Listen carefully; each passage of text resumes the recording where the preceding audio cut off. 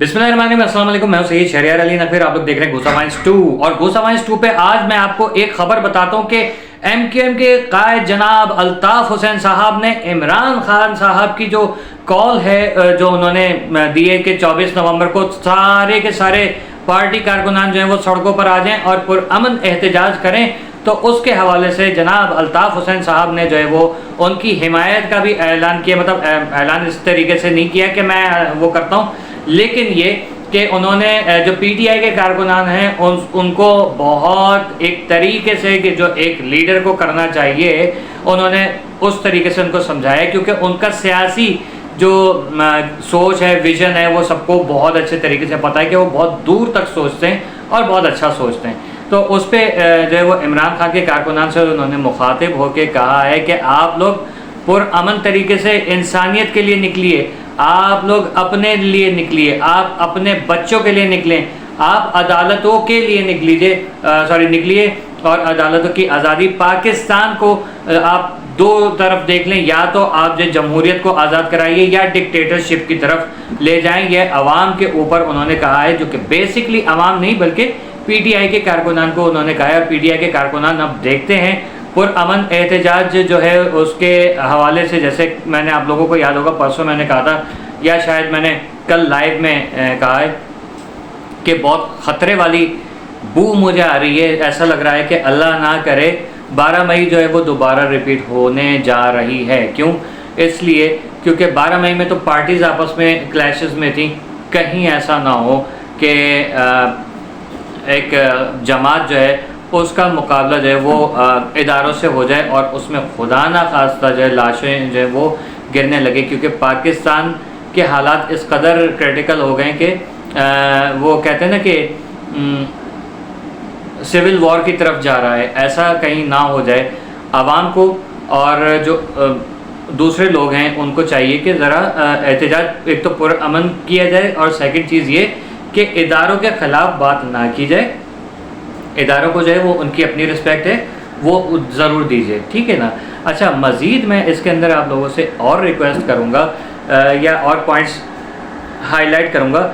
आपको याद होगा कि अभी हमारे जो गवर्नमेंट है वो और उसके जितने भी अरकान हैं जो गवर्नमेंट का हिस्सा हैं, वो लोग इस वक्त बाहर मुल्क में, बल्कि मुल्क में नहीं बाहर ममालिक में इस वक्त जो है अपनी वेकेशंस मना रहे हैं। उनको जो है वो क्या कहते हैं, किसी को जो है वो कब्ज़ लगी हुई है, किसी के दांत में दर्द है, किसी के कान पे दाना निकला हुआ है, किसी के जो है नाक जो है वो बंद हुई हुई है, किसी को साइनस का प्रॉब्लम है, किसी को दिल का, किसी को ग्लैंड्स का, वट एवर। तो ये सारे बहाने करके ये तमाम हमारी गवर्नमेंट जो है इस वक्त बाहर बैठी हुई है। मुल्क कैसे चल रहा है देखें, हर चीज़ का जो है वो बीच का रास्ता होता है।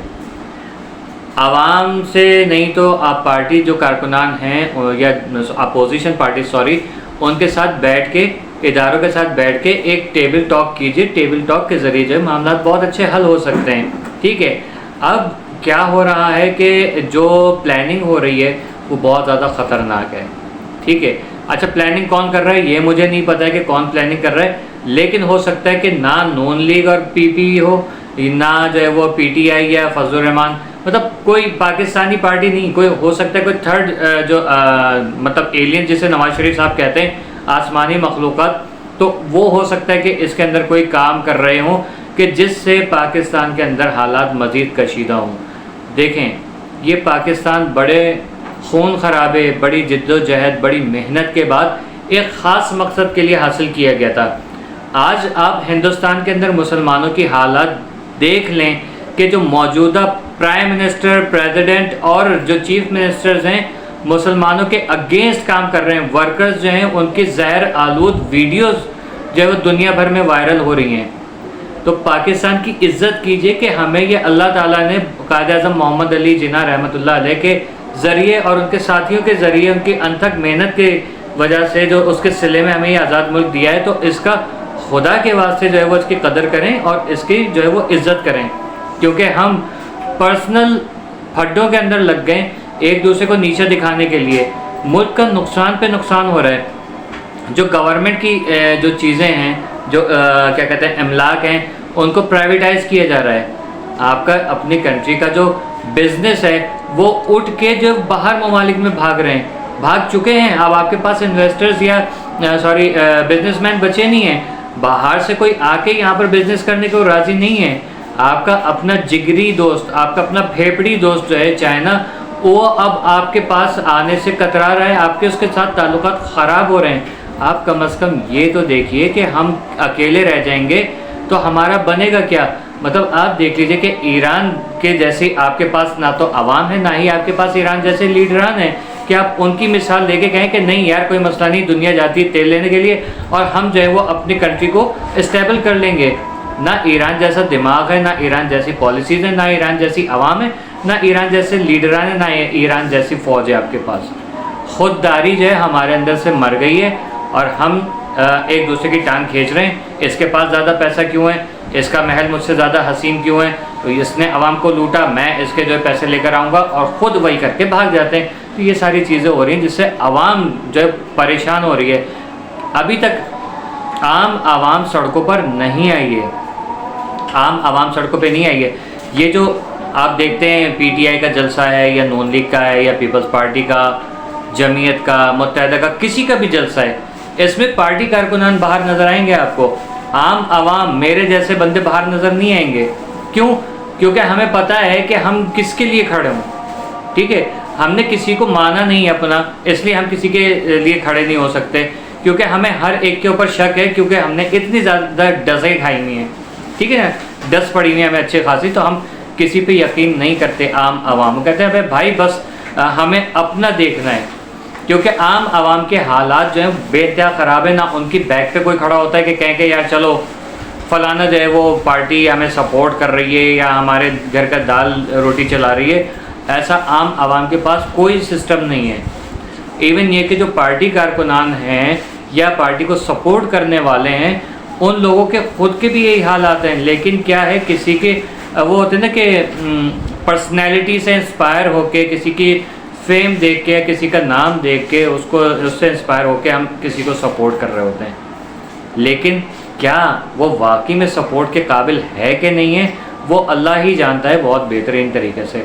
عوام کا عمران خان کی طرف اس وقت جھکاؤ بہت زیادہ ہے.